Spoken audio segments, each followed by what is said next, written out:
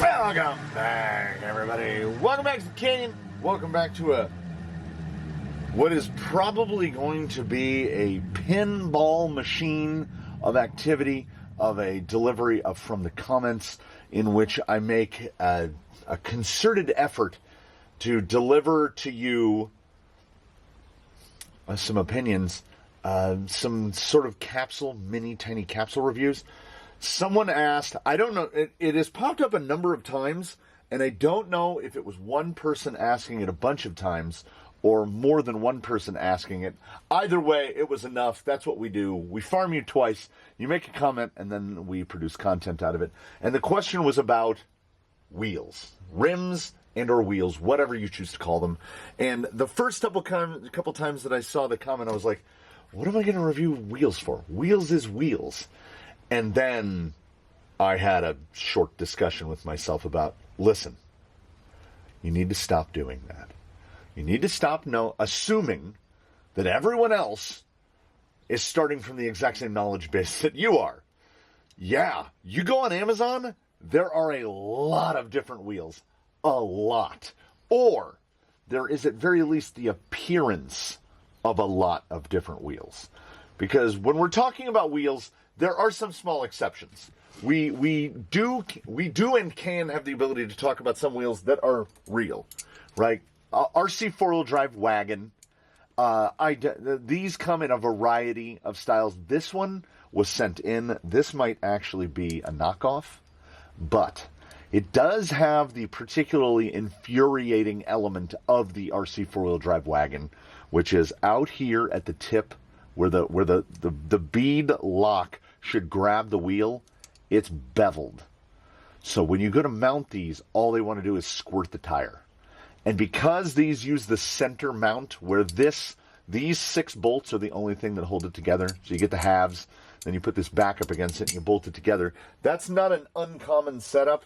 We see that in both shallow versions on Amazon, and we see that in deep versions on Amazon. This is deep. And you will also see them in a couple of different flavors. This beadlock ring is most likely 20 millimeter.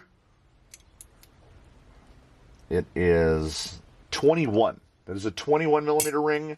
This one is a 22 millimeter ring. And this one should be the standard 24 millimeter ring, and it is. And when I speak of standards, there are effectively no standards in the wheel making industry. 1.9 comes in air quotes. This width, I have witnessed and experienced rims of varying sizes, whether they be 1.9 or 2.2, in beadlock rings. And by beadlock ring, we speak of this bit, the part that you can replace with something else. We speak of beadlock ring, and I have seen them in 18, 19, 20, 21, 22, 24, 25, 27, 28, 30, and 35 millimeter widths. And that would all just be speaking about 1.9s. And then in 2.2s, you have even different widths. So when you're looking at a wheel to buy, it is my personal recommendation that when you're looking it up on Amazon, you are looking for a wheel with a ring of 24 millimeters wide. This will generally mean that on Amazon, they might have the little bracket showing the total width of the wheel, and it might say 30 millimeters. Some say 28.5 millimeters. That is generally a good indication that you're getting a wheel with a 24 millimeter ring. 21 millimeter is kind of the other standard. RC four-wheel drive, Vanquish, use rings of inner ring of around 24 millimeters. But the Vanquish inner ring is plastic. So it cuts a lot of weight. A lot. Like that can be 15, 18 grams per corner lighter. So if you're looking for something light, that is certainly an option. But I tend to stick to a 24 millimeter ring because we have the availability of gentlemen like this. This is a brass 24 millimeter ring. And for frame of reference, I say rotating mass is not super optimized. We want to keep it in check. We only want to go to a certain weight per corner. But Now, mind you, yeah, we're looking at like a 20 and a 24, so there's going to be a differential there. But that plastic inner beadlock ring is 15 grams. This alloy inner beadlock ring is 29 grams. And this brass inner beadlock ring is 89 grams. So, and you will see, you can just, if you've got a 24 millimeter ring, you can get a 4-pack of these for $30. It's one of the cheapest ways to add weight to a vehicle, and if you're looking to introduce stability for a low cost, or just keep your front end down, you buy a 4-pack and you put 2 on the front end of one vehicle and you put 2 on the front end of another vehicle. I wouldn't go so far as to say, and sometimes they're bare brass, sometimes they're black. It doesn't matter. A 1/9 brass inner ring is a 1/9 brass inner ring. They are, by their nature, interchangeable. So, yeah, you don't want to go too far. Like, ping! Here is Amazon's take on a Vanquish wheel, which you saw here. This is a real deal. This is a Vanquish KMC 445. Could be a 445. And this is the Amazon take on it. Not the exact same wheel, but the same width, a similar mounting structure. And while we're on that point, we're going to bounce around. You're going to have to watch the whole thing to get any decent information out of this. This is a 4-bolt back. I do not recommend 4-bolt backs to anyone. This 4-bolt back is acceptable because this rim is mounted, and this is the tire, and this is the insert, and this is done. This is this guy's forever wheel, and we will run these tires until until all of the lugs are worn off and it's a slick, and then we'll replace them with the same thing.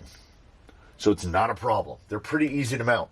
If you have any tire that has an open cell single stage foam insert or an inner that looks like this, these don't like these, because the little land in the middle, if I can even squeeze it in there, oh, so that is roughly parallel with the edge. Yeah, it's not a good look.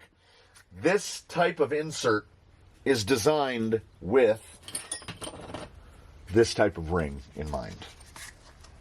They slide right in, and when they slide right in, you'll notice we've got the ring around and we've got the ring around.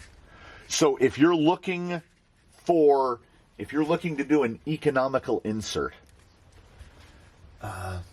whether they be wrapped in that or just the direct Timtins as they come, you're looking for wheels with 24 millimeter rings. Most of the wheels here are 24 millimeter rings, and if you are a tinkerer and you're moving things around a lot, you want to try this tire, you want to try that tire, you want to try this tire, what you're looking for is a wheel very much like this.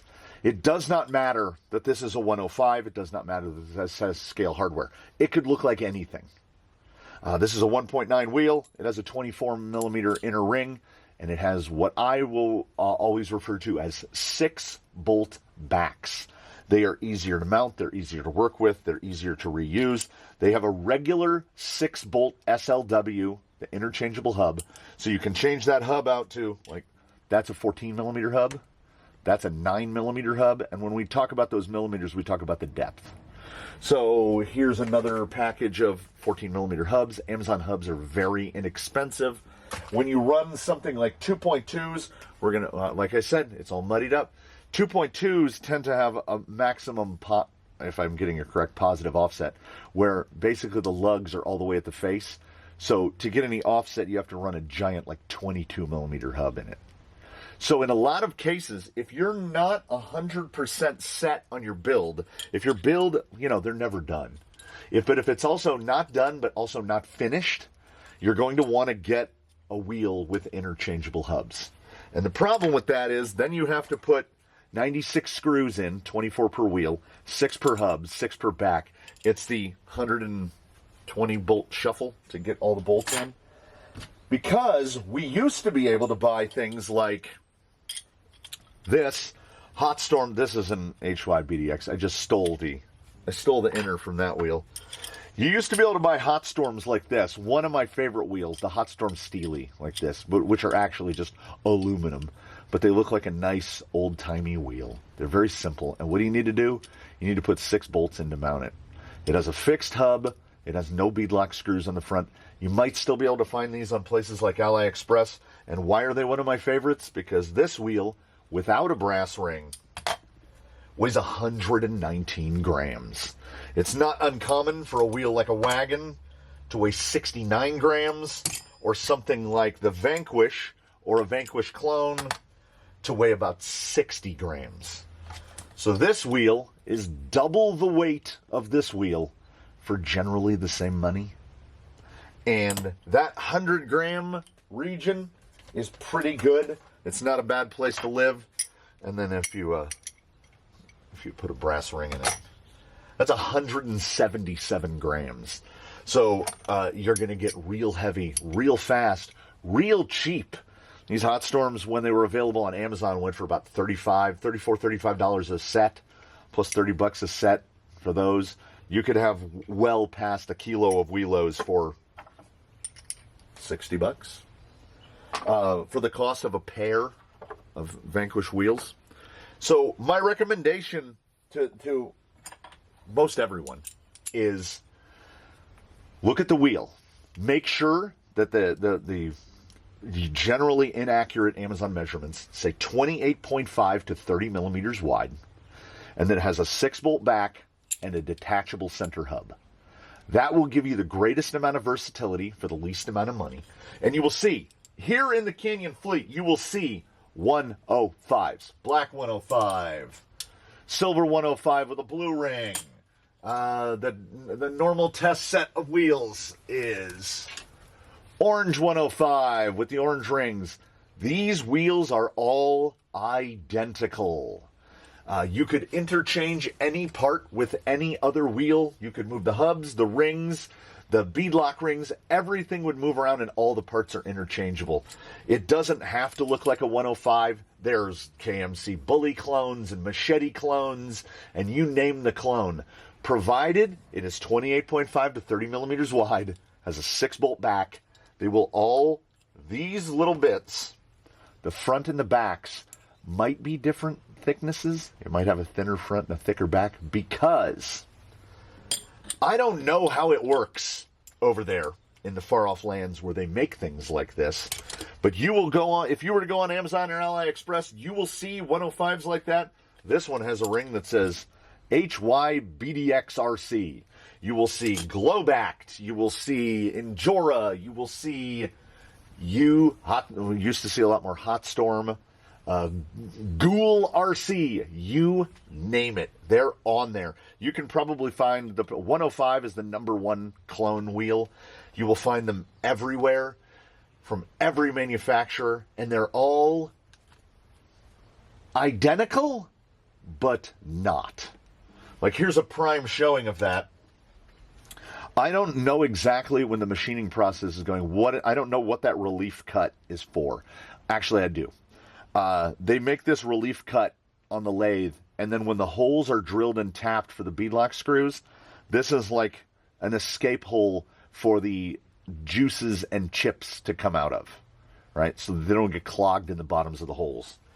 But when the manufacturer made this particular set of wheels, they didn't care about that.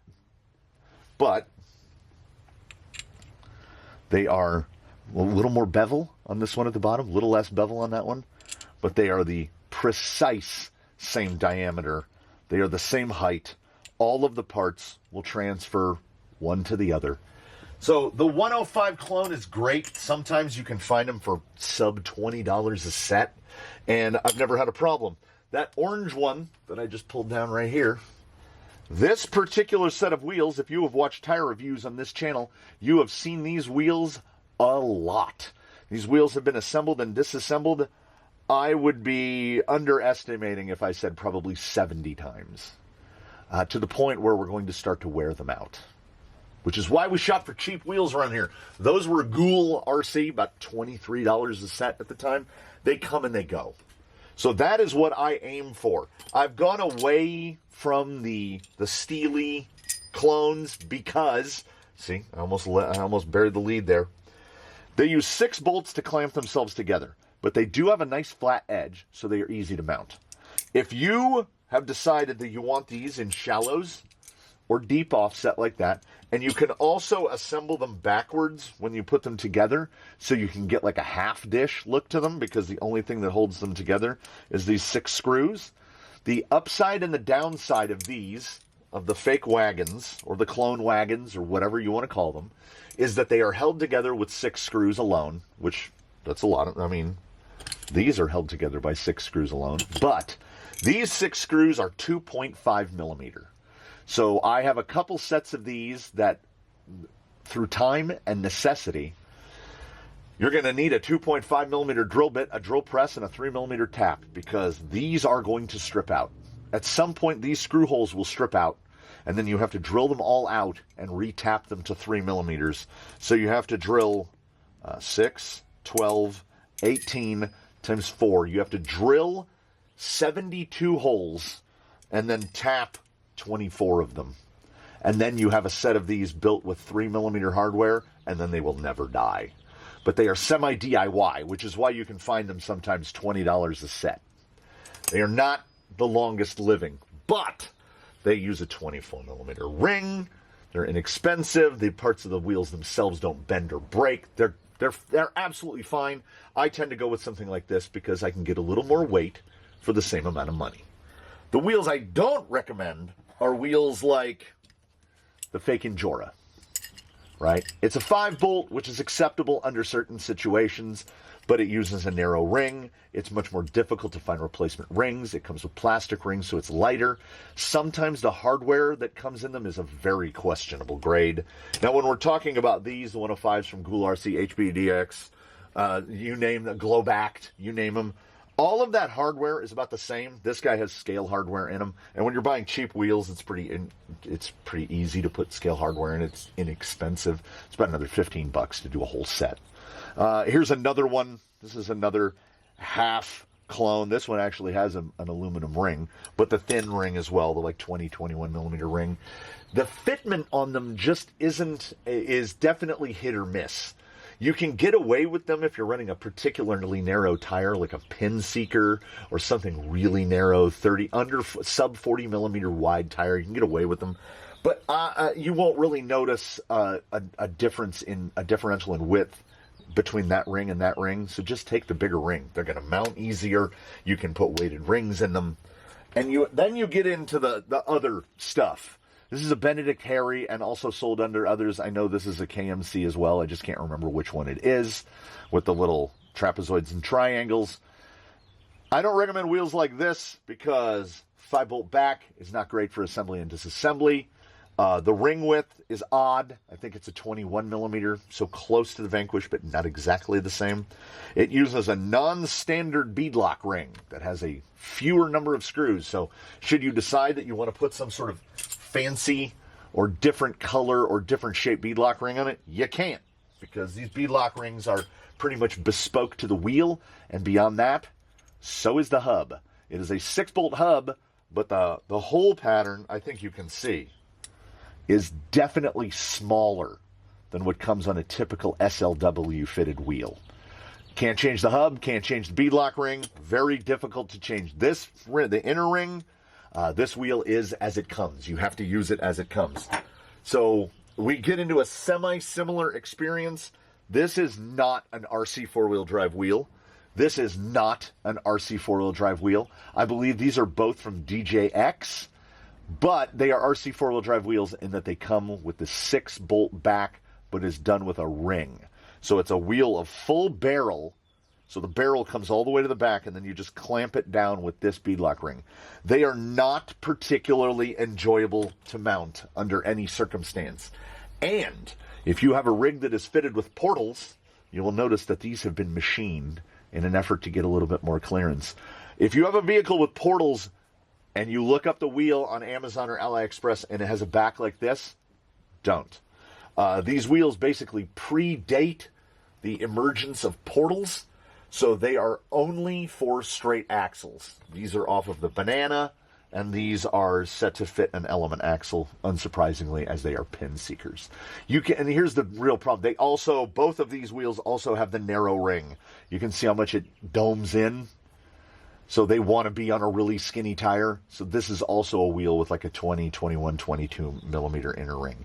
So you can't make the changes. They're more difficult to mount. They won't fit on portals. They can be inexpensive, and they do, like, I needed that exact raceline wheel. These are off of my build of the Banana. So I had to use this wheel. And I also had to use this tire. Ordinarily, I would not choose this tire nor this wheel, but we had to do what we had to do. In the same, with that and with the Benedict Harries, so we'll remove good things, and we'll leave only bad things. Like, it's not a bad wheel. It's just you are stuck with what you're stuck with. And if you have a wheel that has a removable hub, but you can't change the hub, you're better off just buying a wheel that does not have a removable hub. If you picking up what I'm putting down. So I don't like the Vanquish clones. I don't like the real RC four-wheel drive wagons. The clones did it better. They're wider and they're easier to put together, but they will strip out their center screw holes over time. Unless you mount them once and then never look at them again, in which case they'll be fine. Then I set this guy down semi out of frame. Yeah, I don't like the RC four-wheel drive style. Well, let's call them outdated. There we go.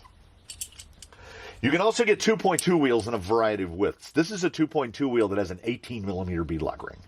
These are intended for wheels that are kind of, or tires that are like RC four-wheel drive bullies, Ibex, stuff like that.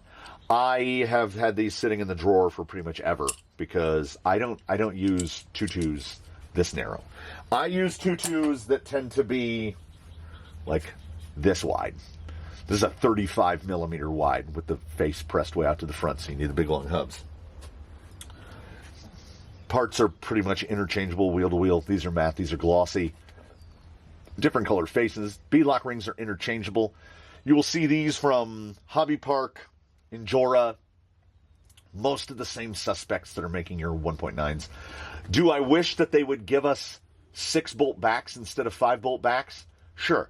But in terms of 2.2 wheels, they're almost all 5-bolt backs. It's fine. They have an extremely long barrel, which makes them easier to mount. You put the backs in first, you put the fronts in last, and they just bolt together. So I just get these based on whatever cheaper because they charge a lot of money for 2.2s. And in the spirit of the 105, like these are TE37s, 6-bolt back, exactly the same thing. That's another 105. That's another 105. All those parts, we could take those black ones off, put the silvers, we could just move everything around. I tend to go back to that style of wheel, like even this. It's the same style of wheel. That back would go right onto that wheel. So it's like building up a surplus of parts, which is, I understand, not a thing for everyone. And then what we've got is semi-oddballs. This is a 2.2. These are the semi-compy style. So this is a wheel that you're generally choosing to bring your track in. This is a 2.2 wheel. I got these faces custom made. They are generally carbon fiber all the way around like that. They use 6 pins that attach the front to the back. These are actually surprisingly easy to mount. This is a 1.9 rupture squeezed onto this wheel, and these go together surprisingly well. You will see these in a number of styles, and you want to buy the one that has the least amount of carbon fiber removed from the face. Because I was running the ones that had, I think they were 12 spoke, and running them on a vehicle and dropping it off of rocks, I had cracked out almost all the spokes. That's why the back is still carbon fiber, but the front is now aluminum, so it's effectively indestructible. Slides across rocks better as well. You can also find these nowadays in 1.9, and they're relatively inexpensive. They don't use the pins. They use a long barrel, and it's just attached with 6 bolts. So think of it like a new era take on the RC four-wheel drive style wheel. So instead of it being like this, they do it basically more like that. This 6 bolts around the front go into these 6 tabs in the wheel back, and that's how it's bolted together. So you have max clearance. So if you're running a portal, you're not going to have a problem fitting it in there. The beadlock ring is fairly proprietary, but it is a regular SLW hub, easy to change. You can doll it up with whatever hardware you feel like. These aren't bad. These aren't a bad option, particularly if you're trying to bring your width in. It's a lot more difficult to suck in the width on stuff like this because this has the face all the way out and this has dish. So no matter how thin you make that, you're at about a neutral offset on that wheel. About a neutral offset on that wheel. About a neutral offset on that wheel. You can only go so thin. You can only pancake your things in so thin. Whereas 2.2s, they know you're going to need to tuck them in so the axles are so wide. So I'm running them on rigs that are supposed to be on like 1.9s. So we're on a big 22 millimeter hubs. As to what's to avoid, honestly, it's the stuff that is too proprietary for its own good. The Benedict Harrys are a perfectly competent wheel and they work perfectly fine, but there's no, I mean, it almost sounds weird to say an upgrade path for a wheel, but there's really no upgrade path for that wheel. You can't put a weighted ring in it. You can't change the hub in it. You can't change the beadlock ring on it. You can't do any of that stuff. Do I recommend things like Vanquish wheels? Absolutely not. If you want to spend that kind of money, I forgot where I put the wheels. You can cut that money in half, and you can buy some trials. I wouldn't spend more than trial money. They tend to go starting at around $43 a set, and they go up to about $69 a set. Trial makes some great wheels. Not unlike this one, which comes in a couple different colors. And that scale hardware is back to almost all the way out. Look at that. I haven't done anything to this wheel except I put scale hardware on the inner bolts. This is just how these wheels come. And that is something you have to be ready for. This is what I call a forever wheel because you can see the back of the other one. Just smooth. This wheel is an actual beadlock. All of these bolts have to come out to take the tire off. That's a commitment. That's a real commitment. Compare that in relative terms to this, where 6 bolts must come out to take the wheel off, to take the tire off. This is something that you do once. Now, there are other trials. Oh, man,